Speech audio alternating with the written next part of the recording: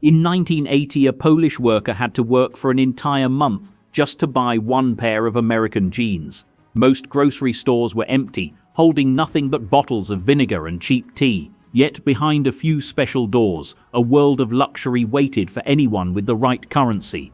This is the story of Pewex, the state-run secret shops that kept a communist nation dreaming of the West, the state's big problem. Why was life so hard? The government had a very big problem. In the 1970s, the leader of Poland, Edward Gierek, wanted to make the country modern.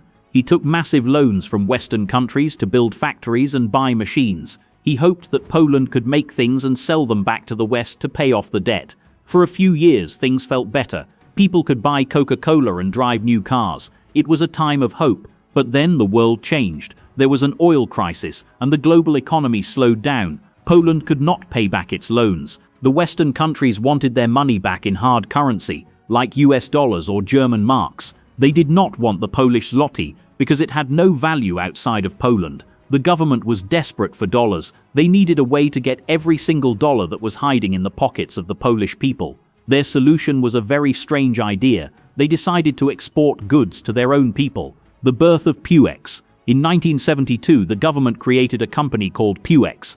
The name stood for the Internal Export Company. This name was a trick. Usually export means selling things to other countries, but Pewex sold things inside Poland. There was just one catch. You could not use the national currency. If you walked in with a pocket full of zloty, the shopkeepers would turn you away. They only wanted dollars. This created a very weird situation. In a communist country where everyone was supposed to be equal, the government had created a secret club. If you had foreign money, you could bypass the lines. You could buy things that other people only saw in movies. The government realized that many Poles had family members living in America or the United Kingdom. These relatives would send money home in letters. The state wanted that money, and Pewex was the vacuum cleaner they used to suck it up. The money that was not money. There was a big risk for the people though. For a long time, it was actually illegal for a normal person to hold physical foreign cash. If the police found dollars in your house, you could get into a lot of trouble. To solve this, the state used a bank called Peco. If your uncle in Chicago sent you $50, the bank would take the cash and give you a piece of paper instead. These were called Peco vouchers, or boni. These vouchers were tied to the dollar. One voucher was worth exactly $1. In the shops, these were the only thing that mattered. You could not use them to pay your rent or buy a train ticket. They had no value at the regular grocery store. But inside the glass doors of Pewex, they were like magic. Because they were so stable, they became a second currency for the whole country. As the value of the regular zloty fell and prices went up, the vouchers stayed strong. They became more valuable than the money the government officially printed. The smell of the West. Walking into a Pewex store was like crossing an invisible border. Most of the industrial cities in Poland at that time had a very specific smell. They smelled of coal soot and industrial vinegar. But the moment you stepped into a Pewex, the air changed. It smelled of high-quality roasted coffee beans. It smelled of Western plastic and expensive French perfumes. For many children, this was the smell of the West. It was a smell that promised a better life. The stores were bright and clean. The packaging on the shelves was colorful and exciting. In the regular shops, products came in plain gray or brown paper. But here, everything was vibrant. There were glass counters that showed off shiny wristwatches and small bottles of perfume. The saleswomen were often polite and dressed well, which was very different from the workers in the state grocery stores, who were often tired and grumpy. To many Poles, Pewex was a window. It was a tiny peek behind the Iron Curtain, the price of a dream. The inventory was a list of everything that was missing in the rest of the country. For teenagers, the ultimate prize was denim. American jeans like Levi's or Wrangler were the kings of the rack. Owning a pair was not just about fashion, it was a sign of status. But they were incredibly expensive. In the 1980s, a single pair could cost a whole month of work. Some people would save for an entire year just to buy one pair of trousers. For children, the magic was found in a single brand, Lego. In the grey world of the Polish People's Republic, toys were often made of cheap wood or breaking plastic. But Lego sets were perfect. They were bright, they fit together exactly, and they came from Denmark. To have a Lego castle or a Matchbox car was to be the most popular kid in school. Parents would do almost anything to get their children a tiny taste of this joy. They even sold orange Tic Tacs and Mars bars. These small candies were the cheapest things in the store, but to a kid they were a treasure. The horses outside the door. Since everyone wanted to shop at Pewex, but not everyone had a rich uncle in America, a new class of people appeared.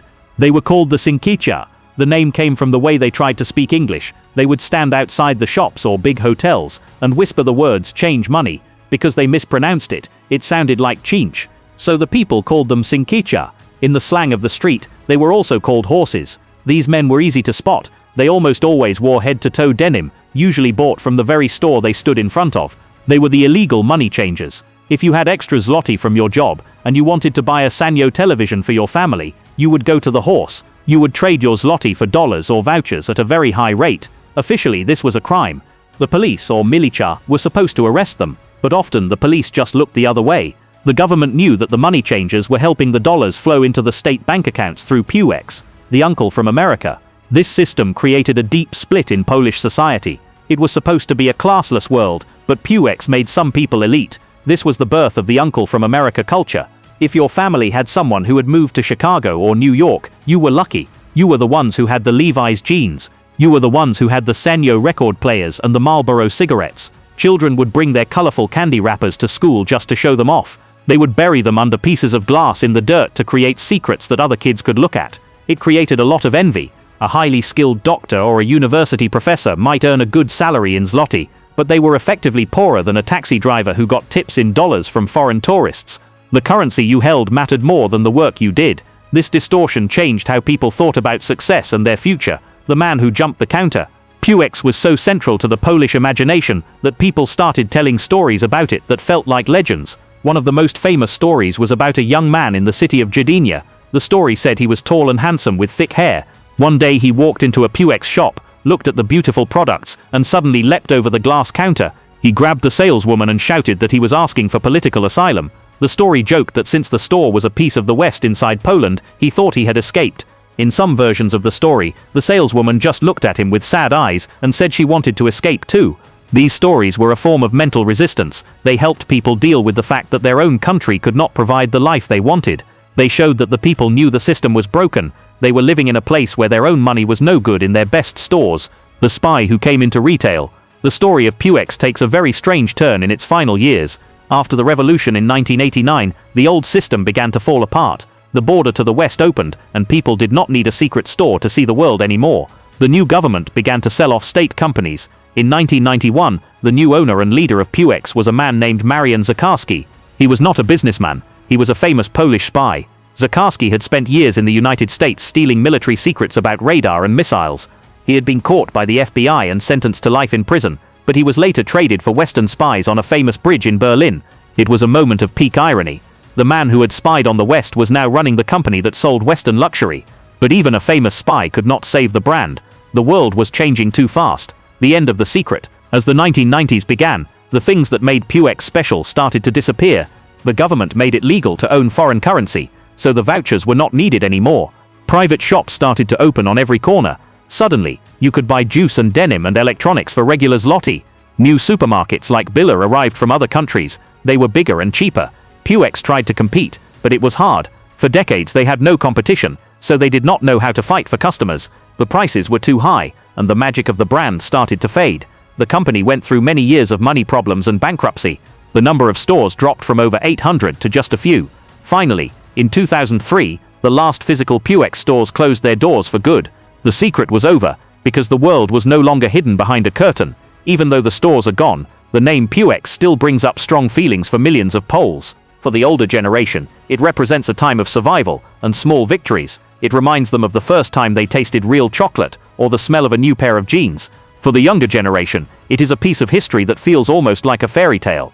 They cannot imagine a world where you needed a special piece of paper just to buy a toy. In 2013, someone even brought the brand back as an online shop to sell nostalgic items. Pewex was more than just a retail chain. It was a symbol of the strange and contradictory life in communist Poland. It was a state company that loved capitalist money. It was a luxury boutique in a land of poverty. Most of all, it was a place where people went to feel like they belonged to the wider world, even if only for a few minutes while smelling the coffee and looking through the glass.